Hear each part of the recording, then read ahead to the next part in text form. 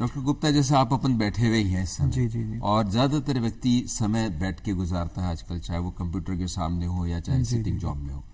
मैं चाहूंगा कि उठने की जरूरत नहीं, पर सिंपल ऐसे कौन कौन से मूवमेंट्स आप एडवाइस करते हैं जिसके अंदर शोल्डर को अपन थोड़ा सा बेटर कर सकते हैं? सर, डिमॉन्स्ट्रेट बैठे बैठे कर सकते हैं। ओके, सो नेक एक्सरसाइजेज, जिनमें कि अपने नेक की स्ट्रेचेस, नेक को ऊपर की तरफ, नीचे की तरफ, फिर दाएं और बाईं तरफ, आप इनको टिल्ट भी कर सकते हैं प्रेशर से दोनों तरफ। उसके अलावा कंधों का श्रगिंग मूवमेंट, जेंटल श्रगिंग।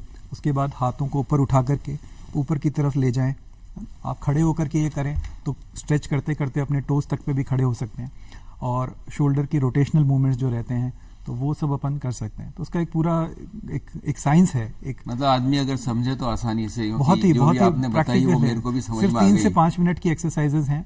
और जेंटल मसाजिंग आप कर सकते हैं अपनी जो मसल्स, आपको जहाँ पे सोर पॉइंट्स लगते हैं तो वहाँ पे आप जेंटल मसाज कर सकते हैं। तो उससे क्या है कि आपकी वर्क एफिशिएंसी भी इम्प्रूव हो जाती है। और फिर जब आपको लगता है कि एक्टिविटीज इन सब के बावजूद भी अगर आपको पेन है तो द बेस्ट अप्रोच इज कि आप अपने orthopaedic surgeon, sports medicine surgeon से मिलें, एंड वो फिर आपको एक डेडिकेटेड फिजियो के पास में भेज करके वो इंडिविजुअल मसल की एक्सरसाइज कराइए, इंडिविजुअल मसल्स की। ये नहीं कि आपको कोई भी जेनरिक एक्सरसाइजेस करा दी। अभी फिजियोथेरेपी में भी बहुत एडवांसमेंट्स आ गए हैं, तो हम लोग फिजियोथेरेपिस्ट को भी बताते हैं कि हमारे पेशेंट्स में, इस पेशेंट में ये कराना है और ये नहीं कराना है। तो ये भी बहुत जानना जरूरी है कि कौन सी करनी है और कौन सी एक्सरसाइजेज नहीं करनी है। कई बार हमने देखा है गार्डन्स में लोग शगिंग एक्टिविटीज बहुत ज्यादा करते हैं, गर्दन उसको करके टाइट, उससे तकलीफें बढ़ जाती है। बिकॉज ट्रेपेजियस अपने आप में एक स्ट्रांग मसल है, आप उसको स्ट्रेंथ करे जा रहे हैं और आपकी रोटेटर कफ मसल्स वीक हैं, तो आप अपोजिट वर्क कर रहे हैं। तो इसलिए ये बहुत जानना जरूरी है कि क्या करना है और क्या नहीं करना। मतलब ये भी बहुत जरूरी है क्या नहीं करना, क्योंकि ये भी प्रॉब्लम बढ़ती है। डॉक्टर गुप्ता,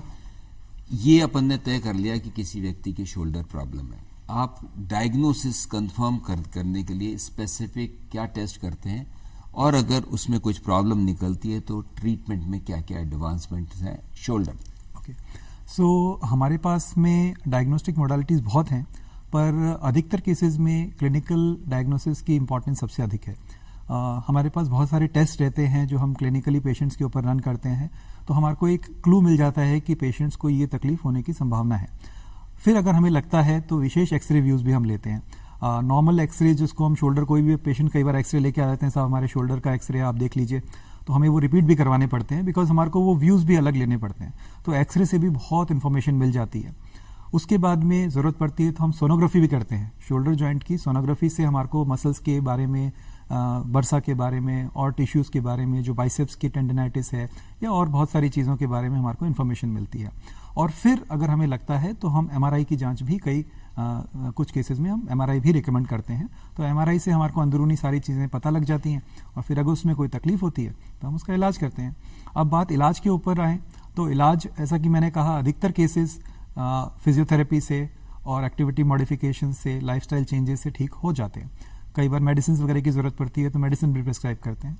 और अभी जो लेटेस्ट हमारे सामने ट्रीटमेंट मोडालिटी है वो है आर्थ्रोस्कोपी, यानी दूरबीन के द्वारा कंधे की सभी प्रॉब्लम्स का सिर्फ कुछ छोटे छोटे छेद या चीरे लगा करके हम वो तकलीफों का इलाज कर देते हैं। डॉक्टर गुप्ता, आपने जो शब्द इस्तेमाल किया आर्थ्रोस्कोपी, ज्यादातर स्कोपीज जो वर्ड यूज करे जाते हैं वो केवल एक डायग्नोस्टिक के हिसाब से करे जाते हैं। चाहे एंडोस्कोपी हो तो व्यक्ति सोचता है भाई मेरी आंतों को देख लिया। तो ये जो लेप्रोस्कोप, जो आर्थ्रोस्कोपी आप लोग करते हैं, क्या डायग्नोस्टिक मॉडलिटी के हिसाब से भी करते हैं या ट्रीटमेंट के हिसाब से ही करते हैं? नॉर्मली व्यक्ति के अगर आर्थ्रोस्कोपी से कोई भी आप चीज रिपेयर करते हैं, कितना टाइम लगता है? और जो कन्वेंशनल सर्जरी और आर्थ्रोस्कोपिक सर्जरी में पोस्ट केयर या रिहेबिलिटेशन में कितना डिफरेंस है? ऑलराइट, सो आपके क्वेश्चन के 2 पार्ट हैं। पहला पार्ट कि आर्थ्रोस्कोपी के द्वारा हम पेशेंट को किस तरीके से, तो उसका ये है कि आर्थ्रोस्कोपी के अंदर में हम जब छोटे छोटे छेद करते हैं जॉइंट्स के अंदर में, तो मॉर्बिडिटी यानी टिश्यू जो है वो अफेक्ट नहीं होता है इतना। बड़ा चीरा लगाने से टिश्यू की मॉर्बिडिटी ज़्यादा हो जाती है। तो जो रिहेबिलिटेशन है पोस्ट ऑपरेटिव, वो पेशेंट का उसी हिसाब से बढ़ जाता है। और आर्थ्रोस्कोपी के द्वारा जब हम इन चीज़ों को ठीक करते हैं तो मरीज बहुत जल्दी ही अपनी डे टू डे एक्टिविटीज़ में वापस आ सकता है।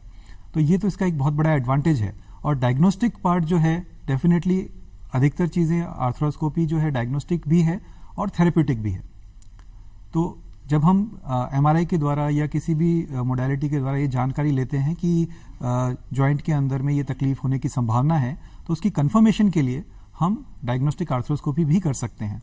और साथ ही साथ अगर लगता है कि वहाँ कोई प्रॉब्लम है तो हम उसको ठीक भी कर सकते हैं। तो ये जो है ये एक साइंस का एडवांसमेंट है, जिसको हम अगर हम अपने यूज़ करते हैं सही जगह तो बहुत अच्छे रिजल्ट्स आते हैं और ऑलमोस्ट 100% रिजल्ट्स हम पेशेंट्स को दे सकते हैं सेलेक्टेड प्रॉब्लम्स के अंदर में। जैसे नी जॉइंट की जब बात करते हैं तो नी जॉइंट में तो ज़्यादातर व्यक्ति को ये समझ में आती है बात की या तो फिजियोथेरेपी एक्सरसाइज, वो तो हर जॉइंट के अंदर सबसे इंपॉर्टेंट है, या final answer is knee joint replacement. Sir, पर अगर शोल्डर की बात आती है तो ज़्यादातर व्यक्ति को लगता है कि ये पता नहीं कैसे रिप्लेस हो सकता है। तो पहली चीज़, क्या इसके अंदर आपके केवल आर्थ्रोस्कोपिक रिपेयर्स ही करते हैं या शोल्डर जॉइंट को रिप्लेस या कुछ इसके अंदर चेंजेस भी कर सकते हैं? जी बिल्कुल। तो जिस तरह से नी जॉइंट के अंदर में आर्थराइटिस होती है या गठिया होता है या ट्रॉमा के कारण जो जॉइंट अफेक्ट हो जाता है, तो ऐसे पेशेंट्स के अंदर में शोल्डर के अंदर में भी हम शोल्डर रिप्लेसमेंट करते हैं।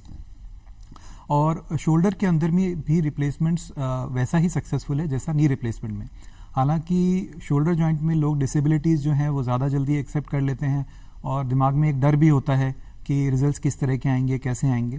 पर प्रायकर शोल्डर रिप्लेसमेंट बहुत ही सेफ सर्जरी है और रिजल्ट ओरिएंटेड सर्जरी है। और कई बार ऐसा भी होता है कि शोल्डर के जो रोटेटर कफ, जो मांसपेशियाँ जो शोल्डर को चलाती हैं, कई बार वो भी पूरी तरह से टॉर्न हो जाती है और साथ ही साथ में आर्थराइटिस भी होती है। तो ऐसे पेशेंट्स के अंदर में हम उन्हें रिवर्स शोल्डर रिप्लेसमेंट का ऑप्शन भी देते हैं, जिसमें कि हम शोल्डर जॉइंट की पूरी बायोमैकेनिक्स को ही चेंज कर देते हैं और जो डेल्टॉइड मसल है वो शोल्डर के मूवमेंट्स में काम आती है rather than the rotator cuff muscles.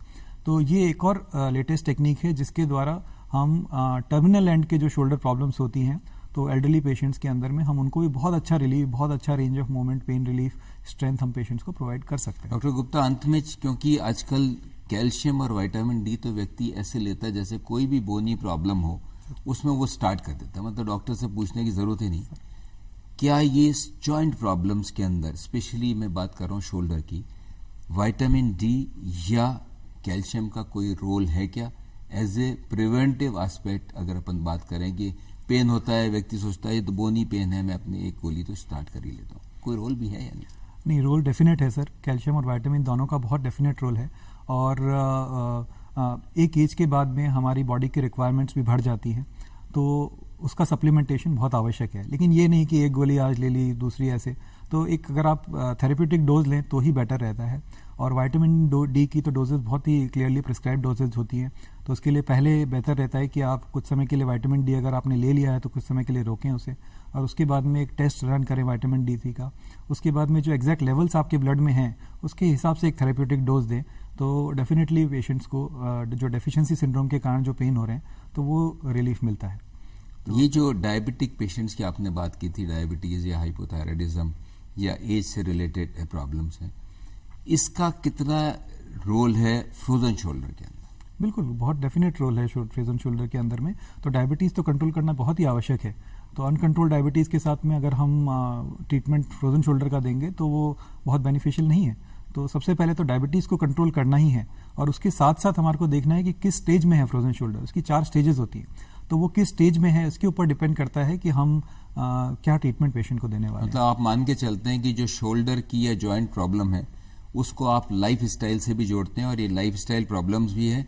व्यक्ति को अपने अगर जॉइंट्स को बचा के रखना है तो सबसे इंपॉर्टेंट मैसेज जो डॉक्टर गुप्ता ने दिया है वो है कि अपनी मसल की स्ट्रेंथनिंग एंड स्ट्रेचिंग दोनों चीजें करें। अगर किसी की मसल्स अगर मजबूत हैं और अगर ढंग से स्ट्रेचिंग करता है व्यक्ति तो उसके जॉइंट प्रॉब्लम्स होने के बहुत बहुत कम चांसेस हैं। डॉक्टर अभिषेक गुप्ता आप आए और इतनी महत्वपूर्ण जानकारी दी, इसके लिए धन्यवाद। नमस्कार।